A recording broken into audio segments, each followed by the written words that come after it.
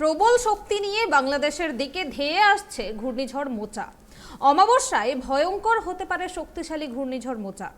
আমেরিকার আবহাওয়া পূর্বাভাস মডেল গ্লোবাল ফোরকাস্টের সর্বশেষ পূর্বাভাস অনুসারে ঘূর্ণিঝড় মোচা স্থলভাগে আঘাতের সময় বাতাসের সর্বোচ্চ গতি থাকতে পারে 140 থেকে 170 কিলোমিটার।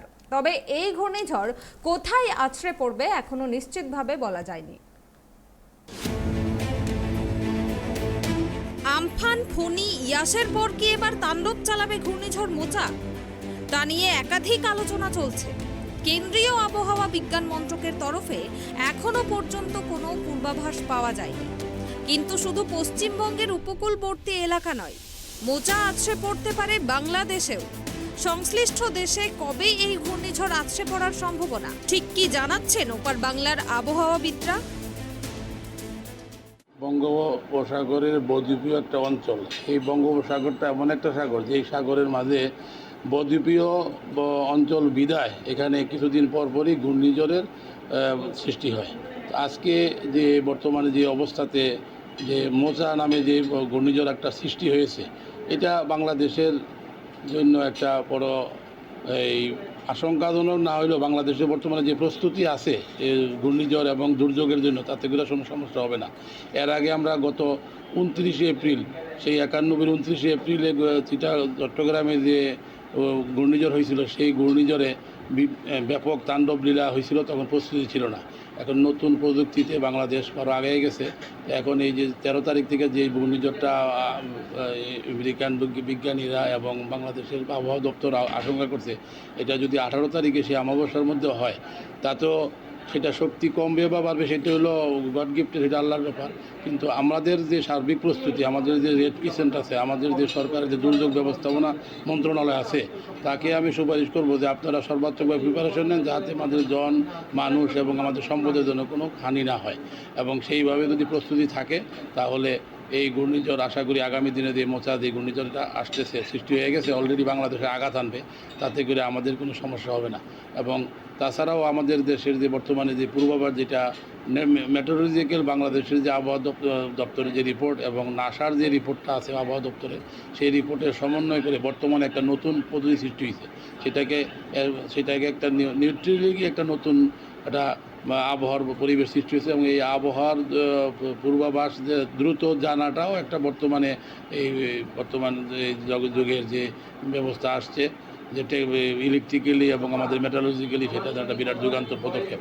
আমি আশা করব যে এই ঘূর্ণিঝড় আমাদের কোনো সমস্যা হবে না এবং আমরা সম্পূর্ণ প্রস্তুত থাকবো। আমাদের সরকার কমিটিভাবে উপদেশ দিব যে আপনারা দুর্যোগ ব্যবস্থাপনা এবং ত্রাণ মন্ত্রণালয় থেকে পর্যাপ্ত পরিমাণে প্রিপারেশন নেন, যাতে এই ঘূর্ণিঝড় আমাদের কোনো ক্ষতি করতে না পারে।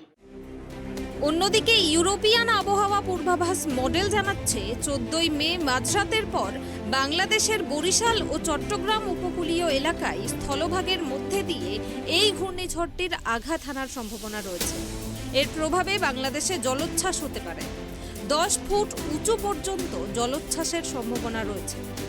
বাংলাদেশের কোন কোন এলাকায় সবথেকে বেশি প্রভাব পড়ার সম্ভাবনা রয়েছে? প্রাথমিকভাবে যে তথ্য জানা গিয়েছে তা মোতাবেক বরিশাল ও চট্টগ্রামের উপকূলীয় এলাকাগুলিতে এই ঘূর্ণিঝড়ের প্রভাব পড়ার সবথেকে বেশি সম্ভাবনা রয়েছে। এদিকে যদি কোনোভাবে মোচা স্থলভাগে আঘাত হানতে দেরি করে, অর্থাৎ 17 বা 18 তারিখ করে, সেক্ষেত্রে পরিণতি হতে চলেছে ভয়াবহ। এমনটাই জানাচ্ছেন আবহাওয়াবিদরা। কারণ 18 মে অমাবস্যা হতে চলেছে। সেই দিন যদি মোচা আঘাত হানে, সেক্ষেত্রে জলোচ্ছ্বাস আরও বাড়বে। প্রায় 15 ফুট পর্যন্ত জলোচ্ছ্বাসের সম্ভাবনা থেকে যাচ্ছে। ফলে উপকূলীয় এলাকাগুলিতে এর ব্যাপক প্রভাব পড়তে পারে। যদিও ঘূর্ণিঝড় মোচা ঠিক কবে আঘাত হানবে সে বিষয়ে এখনো পর্যন্ত বাংলাদেশের আবহাওয়া দপ্তরের তরফ থেকে নির্দিষ্ট কোনো তথ্য দেওয়া হয়নি।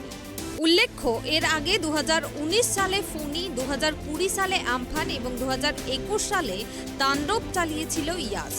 এই ঘূর্ণিঝড়গুলির প্রভাবে রীতিমতো লণ্ডভণ্ড হয়েছিল উপকূলের এলাকা। বরিশাল ও চট্টগ্রামের উপকূলীয় এলাকাগুলিতে প্রভাব পড়েছিল। এখন দেখার বঙ্গোপসাগরের ওপর এই নতুন ঘূর্ণিঝড় কী প্রভাব ফেলে।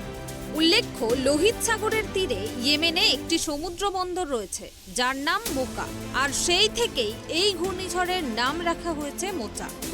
প্রসঙ্গত বঙ্গোপসাগর এবং আরব সাগরের ওপর তৈরি হওয়া ঘূর্ণিঝড়ের নাম তৈরির ক্ষেত্রে 13টি দেশের সুপারিশ প্রয়োজন, আর এই তালিকায় রয়েছে ভারতও। 8ই মে থেকে এই ঘূর্ণিঝড়ের শক্তি বাড়বে। আগামী সপ্তাহ থেকে ঘূর্ণিঝড় মোচার শক্তি এক লপ্তে অনেকটাই বাড়বে বলে জানিয়েছে আলিপুর আবহাওয়া দপ্তর। শক্তি বাড়িয়ে ঘূর্ণাবর্তটি প্রবল ঘূর্ণিঝড়ে পরিণত হতে পারে বলে মনে করছে কেন্দ্রীয় আবহাওয়া দপ্তর। তবে এই ঘূর্ণিঝড় কোথায় আছড়ে পড়বে এখনও নিশ্চিতভাবে বলা যায়নি।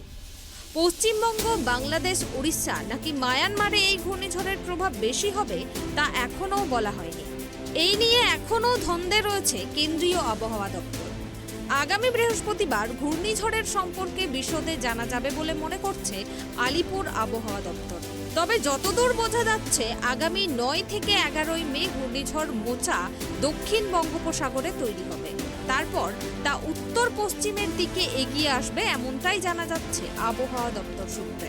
পাশাপাশি বুধবার সকাল থেকে দক্ষিণবঙ্গ সহ কলকাতার আকাশের মুখ ভার। বুধবার গোটা দক্ষিণবঙ্গে বজ্রবিদ্যুৎ সহ বৃষ্টির কথা জানিয়েছে আলিপুর আবহাওয়া দপ্তর। শুক্রবার পর্যন্ত দক্ষিণে বৃষ্টি হবে। আজ উত্তরবঙ্গেও বৃষ্টির পূর্বাভাস রয়েছে। তবে মোচার জন্য এখন থেকেই সতর্ক নবান্ন। মমতা বন্দ্যোপাধ্যায় বলেছেন, আবহাওয়া বুঝে মিটিং মিছিল করতে হবে। যেহেতু বজ্রবিদ্যুতের পূর্বাভাস রয়েছে, তাই মানুষকে বেশি করে সতর্ক থাকার কথা বলেছেন তিনি। দুর্যোগের হাত থেকে মানুষকে রক্ষা করতে মন্ত্রিসভাকে পরামর্শ দিয়েছেন মমতা বন্দ্যোপাধ্যায়। ঢাকা থেকে হবিবুর রহমানের রিপোর্ট, ট্রাইব টিভি।